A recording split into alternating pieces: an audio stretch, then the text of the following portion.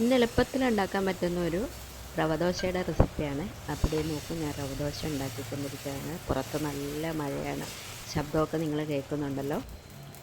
ഇതുപോലെ നല്ല ക്രിസ്പി ആയിട്ട് നല്ല മുരിഞ്ഞ ദോശ നമുക്ക് ഉണ്ടാക്കിയെടുക്കാം. അതും റവ കൊണ്ട് എളുപ്പത്തിൽ ഉണ്ടാക്കാം. ഇതുപോലെ എളുപ്പത്തിൽ ഉണ്ടാക്കാൻ പറ്റുന്ന ബ്രേക്ക്ഫാസ്റ്റിൻ്റെ റെസിപ്പികളൊക്കെ ഞാൻ എൻ്റെ ചാനലിൽ അപ്ലോഡ് ചെയ്തിട്ടുണ്ട്. അപ്പോൾ കൂട്ടുകാർക്ക് ഈ വീഡിയോ ഇഷ്ടപ്പെടുകയാണെങ്കിൽ എൻ്റെ ചാനലൊന്ന് ലൈക്കും ഹൈപ്പും ചെയ്തിട്ട് ഓൾ എന്നുള്ള ഓപ്ഷൻ ക്ലിക്ക് ചെയ്യുവാണെങ്കിൽ ഞാനിടുന്ന വീഡിയോയുടെ നോട്ടിഫിക്കേഷനും കിട്ടും.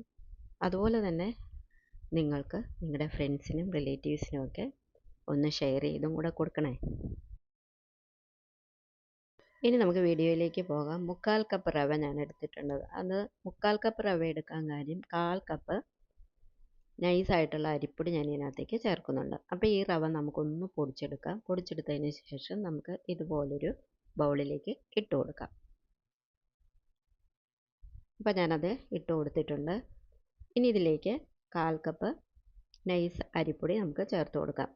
ഇത് ഇടിയപ്പത്തിന് നമ്മൾ എടുക്കുന്ന പൊടി ഉണ്ടല്ലോ, അതാണ് ചേർത്ത് കൊടുക്കുന്നത്. അതുകൂടി ഇതിനകത്തേക്ക് ഇതുപോലെ ചേർത്ത് കൊടുത്തതിന് ശേഷം ഇനി നമ്മൾ ഇതിലേക്ക് ചേർത്ത് കൊടുക്കുന്നത് തൈരാണ്. 1/4 കപ്പ് തന്നെ തൈര് നമുക്ക് ചേർത്ത് കൊടുക്കാം. അപ്പോൾ ഇതിനകത്തേക്ക് വേണമെങ്കിൽ 1 സ്പൂണോ 2 സ്പൂണോ ഒക്കെ മൈദ കൂടെ വേണം ചേർക്കാം കേട്ടോ. അപ്പോൾ ഞാനത് ഇപ്പോൾ ചേർക്കുന്നില്ല. ഇനി ഇതിലേക്ക് ഞാൻ ഉപ്പ് ചേർത്തതിന് ശേഷം ഒരു വിസ്ക് കൊണ്ട് ഇതുപോലെ നന്നായിട്ടൊന്ന് മിക്സാക്കി കൊടുക്കാം. നമ്മൾ ഈ ചേർത്തിരിക്കുന്നത് എല്ലാം ഒന്ന് നന്നായിട്ട് മിക്സ് ആകണം. അതിനുശേഷം ഞാൻ 1 കപ്പ് അളവിലുള്ള വെള്ളം ഇതിലേക്ക് ഒഴിച്ചു കൊടുക്കുന്നുണ്ട്. അതിനുശേഷം ഇതൊന്ന് നന്നായിട്ട് നമുക്ക് മിക്സാക്കി കൊടുക്കാം. ഇതുപോലെ തന്നെ വിസ്ക് കൊണ്ട് തന്നെ മിക്സാക്കി കൊടുക്കുക. അല്ലാതെ നമ്മൾ തവി കൊണ്ട് മിക്സ് ചെയ്ത് കഴിഞ്ഞാൽ ഇതിനകത്ത് ഒരുപാട് കട്ട കെട്ടിയിരിക്കും കേട്ടോ. കട്ട കെട്ടിക്കഴിഞ്ഞ് കഴിഞ്ഞാൽ റവ നന്നായി കുതിർന്ന് വരത്തില്ല.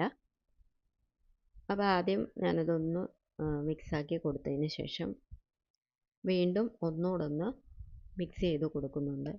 അപ്പോൾ കുറച്ചുകൂടെ കട്ടയുണ്ടെന്ന് തോന്നിയതുകൊണ്ടാണ് ഞാൻ വീണ്ടും ഇതുപോലെ വിസ്ക് കൊണ്ട് മിക്സ് ചെയ്ത് കൊടുത്തത്. ഇപ്പോൾ നോക്കൂ, കട്ടകളൊന്നുമില്ല, നല്ല വണ്ണം മിക്സാക്കി എടുത്തിട്ടുണ്ട്.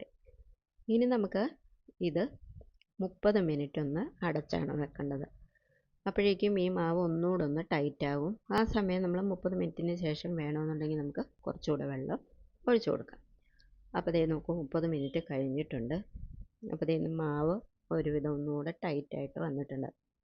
അപ്പോൾ സാധാരണ ദോശ ഉണ്ടാക്കുന്നത് ഇതിനേക്കാളും കുറച്ചുകൂടെ ടൈറ്റാണ് ഈ മാവ്. അപ്പോൾ നമ്മൾ ഇതിനകത്തേക്ക് കുറച്ചുകൂടെ വെള്ളം നമുക്ക് ചേർത്ത് കൊടുക്കാം. കുറച്ചുകൂടെ എന്ന് പറഞ്ഞു കഴിഞ്ഞാൽ ഒരുപാട് വെള്ളം ചേർക്കണ്ട കേട്ടോ. ഒരു 1/4 കപ്പിലും താഴെയുള്ള വെള്ളമാണ് ഞാൻ ചേർത്ത് കൊടുത്തത്. അത് ചേർത്തിട്ട് അതൊന്നുകൂടെ മിക്സ് ചെയ്ത് ഞാൻ എടുത്തിട്ടുണ്ട്. ഇനി നമ്മൾ ഒരുപാട് ലേറ്റ് ആകുമൊന്നും വേണ്ട. പെട്ടെന്ന് തന്നെ നമുക്ക് ചൂടായ തവയിലേക്ക് ഇതുപോലെ കോരി ഒഴിച്ചു കൊടുക്കാം. അപ്പം ഞാനിത് നോൺ സ്റ്റിക്കിൻ്റെ പാത്രമായതുകൊണ്ട് ഇതിനകത്ത് എണ്ണയൊന്നും ചേർക്കാത്തത്. നിങ്ങൾ ഇരുമ്പിൻ്റെ ദോശക്കല്ലാണ് എടുക്കുന്നതെങ്കിൽ കുറച്ച് നല്ലെണ്ണ പുരട്ടിയതിന് ശേഷം മാവ് ഒഴിച്ചു കൊടുക്കുക. അപ്പോൾ ഇതൊന്ന് മാവിൻ്റെ മുകൾ ഭാഗം വെള്ളമൊക്കെ ഒന്ന് വറ്റി വരുമ്പോഴേക്കും നമ്മൾ ഇതിൻ്റെ പുറത്തേക്ക് അല്പം നെയ്യൊന്ന് ബ്രഷ് ചെയ്ത് കൊടുക്കുക. അപ്പോഴേക്കും ഇതൊന്ന് നന്നായിട്ട് മൊരിഞ്ഞ് കിട്ടണം. കണ്ടല്ലോ, ഈ ഒരു രീതിയിൽ വേണം വരാൻ. അപ്പോൾ ഇത് മറിച്ചിടത്തില്ല കേട്ടോ. ഇടാതാണ് ഈ ദോശ ഉണ്ടാക്കിയെടുക്കുന്നത്. ഇതുപോലെ നമ്മൾ മടക്കിയാണ് എടുക്കുന്നത്.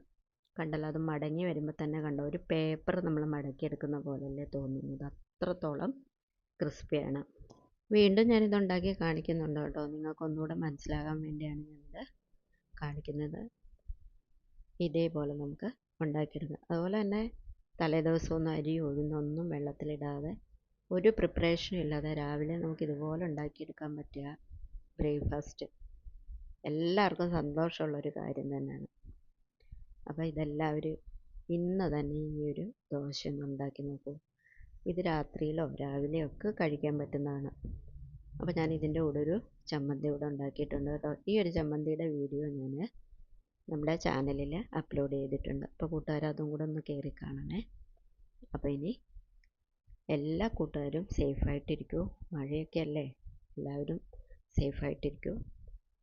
അപ്പോൾ ഇനി ഇതുപോലെ നല്ല നല്ല റെസിപ്പിയുമായിട്ട് കാണാം കേട്ടോ. അതുവരെ ബൈ.